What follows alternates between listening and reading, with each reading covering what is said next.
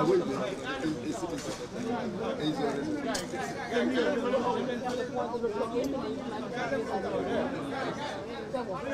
donc on va le faire ici, c'est bon?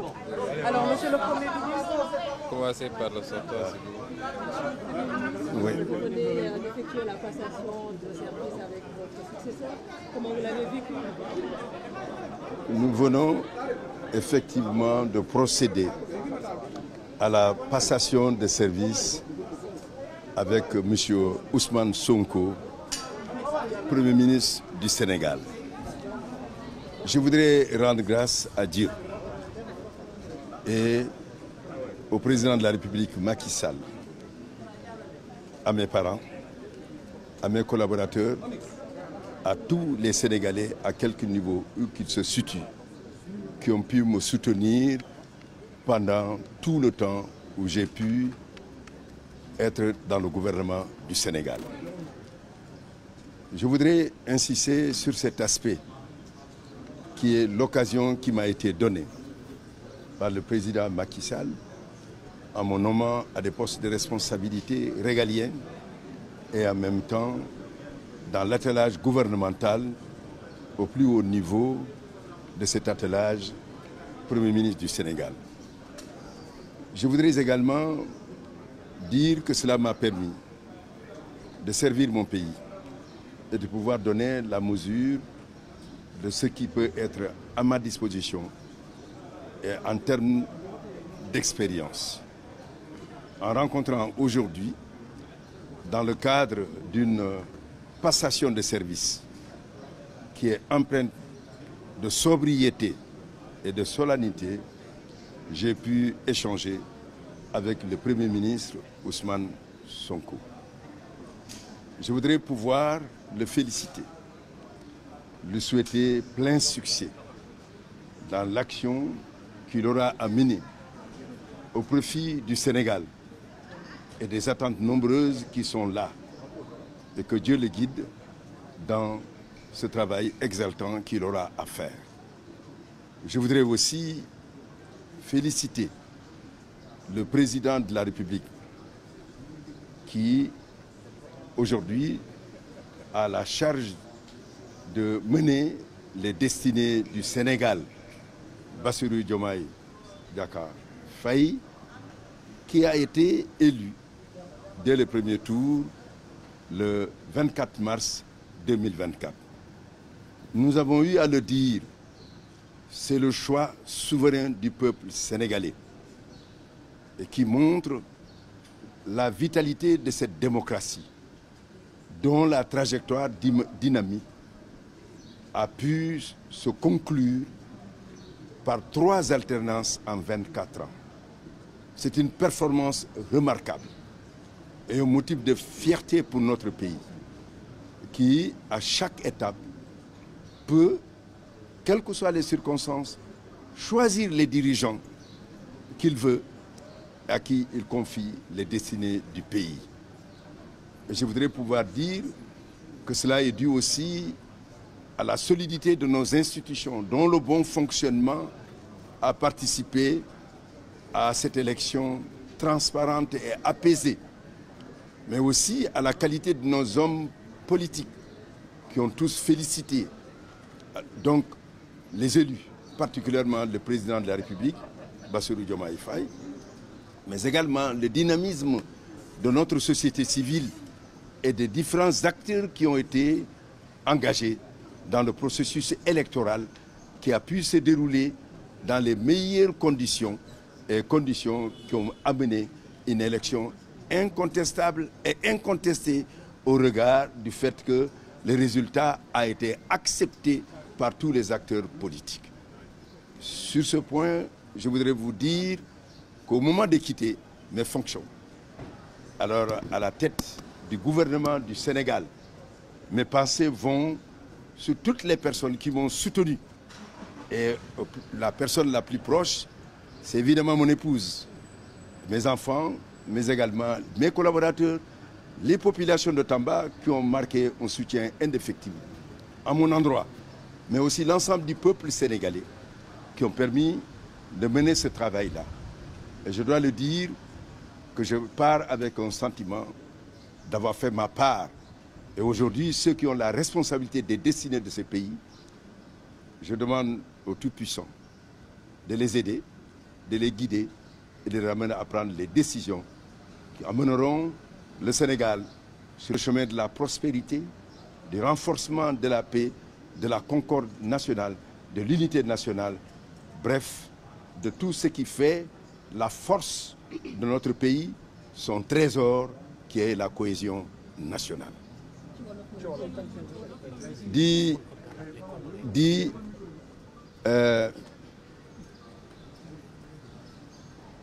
Tey jii bis bu rëy la ndax maa ngi ci primature ak le président qui a inspiré le Sénégal parce qu'il a été le choix du... Attends, maa ngi wax en français. Je vais reprendre en wolof. Bon, tey jii maa ngi ci primature ak le Premier ministre Ousmane Sonko. Dañuy def li nga xam ne mooy passation de service. Def nañ ko dans la sobriété. Def nañ ko sans folklore. Ndax lu ci gën a am solo mooy di dañu war a jubli immédiatement ci liggéey bi. Di ko féliciter ndax président de la République Bassirou Diomaye Faye moo ko tab pour mu nekk njiitu gouvernement Sénégal. Liggéey bu am solo la te xam naa ne dina ko def niñ ko santé te ñaan lañ ci am mooy di yàlla dimbale ko assister ko pour mu jël décision dogal yi nga xam ne dina tax Sénégal gën a jëm kanam. Di féliciter le président Bassirou Diomaye Faye ndax askan bi moo ko fal ci ay élection yi nga xam ne élection apaisée la maanaam dañ ko def amul benn coow. Preuve bi ñëpp ci d'accord ñi nga xam ne ay candidats lañu woon te ñi nga xam ne tamit dañuy participer ci liggéey bi ci élection bi ba ñu am résultat bi. Dañu war a am mbégte bu rëy pour suñu démocratie ndax dafa woon ne que démocratie bi dafa am ay fondement yu dëgër. Ci fukki at ak ñeent am nañu ñetti alternance en 2000 2012 2024 wone na que démocratie dafa sax fi wone na tamit que le peuple sénégalais dafa am maturité peuple bi nga xam ne askan bi nga xam ne mooy fal mooy foli te def nañ ko le 24 février 24 mars te choix bi ci président Bassirou Diomaye Faye le tombé. Maa ngi bëgg remercier le président de la République le président Macky Sall mi nga xam ne moom moo tab comme ministre jox ma ay ministères régaliens durant période bi nga xam ne maa ngi ci gouvernement bi ba nommé ma comme premier ministre du Sénégal. Di remercier tamit ñi nga xam ne yàgg na ma jàppale ci liggéey bi sama soxna samay doom samay xarit samay collaborateurs le peuple sénégalais en entier ndax soutenir nañ ma mais ñi nga xam ne tamit ñi ngi ci région de Tambacounda yàgg ma soutenir ci liggéey bi. Lu des mooy di ñu ñaan pour les nouvelles autorités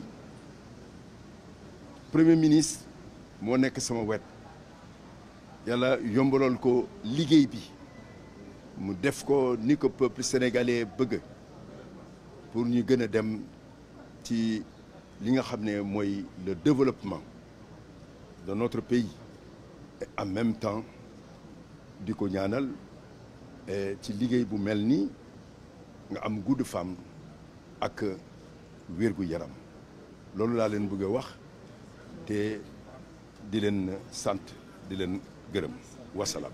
Merci beaucoup, Premier ministre Ousmane Sonko.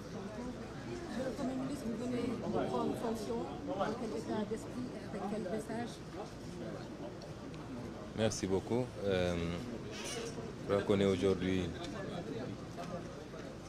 est réunis aujourd'hui dans le cadre d'une tradition républicaine qui rappelle un principe fondamental, celui de la continuité de l'État, qui transcende les pouvoirs qui se succèdent, les différents régimes, et qui doit rester au service du peuple, quelle que soit la coloration des équipes qui arrivent. La cérémonie d'aujourd'hui est la matérialisation du choix qui a été porté sur notre modeste personne par son Excellence le Président Bassirou Diomaye Diakhar Faye pour coordonner et impulser l'action du gouvernement. Donc nous sommes venus procéder à la transmission de cette lourde responsabilité entre le Premier ministre sortant, M. Sidiki Kaba, et moi-même. C'est une passation qui s'est passée dans de très bonnes conditions et qui nous permet à partir de cet instant de commencer à exercer la responsabilité qui nous a été confiée. Je remercie M. le ministre donc et toutes ses équipes pour l'accueil, pour la qualité des documents de passation qui ont été élaborés. Je le félicite également pour ces longues années de bons et loyaux services à la tête de l'État, au sommet de l'État en tout cas, et surtout ces longues années de services irréprochables puisqu'il a eu à exercer dans différents départements ministériels. Et je n'ai pas souvenance qu'il ait été cité dans autre chose qu'une bonne application des consignes, des directives, mais également de la déontologie. Nous le félicitons et nous lui souhaitons une bonne continuation, certainement dans d'autres sphères ou dans d'autres activités.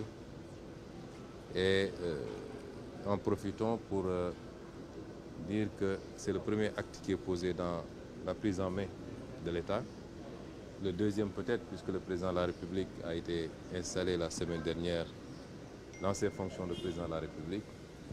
Aujourd'hui, c'est le chef de gouvernement et dans les prochaines heures et les prochains jours, nous nous attellerons à installer l'ensemble du gouvernement pour que, immédiatement après les fêtes de Korité, les différents départements ministériels puissent être opérationnels. Donc ci gàttal ci wolof ñu ngi sant ñëpp wax ni dañ fay teew tey ci li nga xam ne aada la ci nguur gi ndax nguur moom mooy loo xam ne dafay sax nit ñi dañuy romb di dem mais nguur gi moom day sax ba faw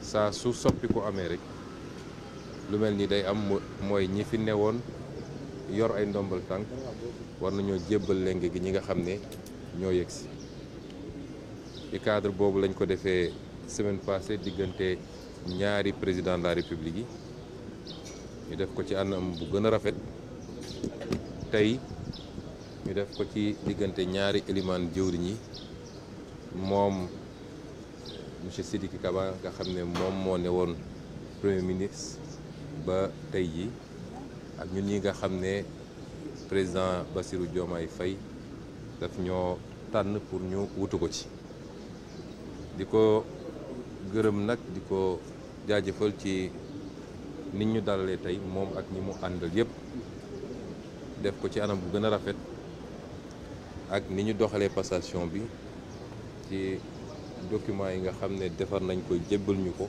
may ñu gis liggéey bi nu mu tëree di ko féliciter tamit moom ci taxawaayam ndax defe naa gën saa gàtt ay at a ngi nii mu yor ay ndombal tànk jaar ci département ministériel yu bëree bëri te dégguñu ko fi ci lu dul liggéey gu rafet ak nekk au service njëriñu réewam di ko ñaanal it yàlla continuer di ko xàllal yoon ba fépp fu mu jublu rek mun faa def li mu doon def di ko félicité am équipe am yëpp li ñu wax ci moom it di ko wax ci le ministre secrétaire d'État muy monsieur Seydou Guèye xam ne teewe na passation bi war a yeggali moom it ak ki koy wutu di rafetlu vraiment niñ ko doxalee tey di leen gërëm di leen sant asalaamaaleykum.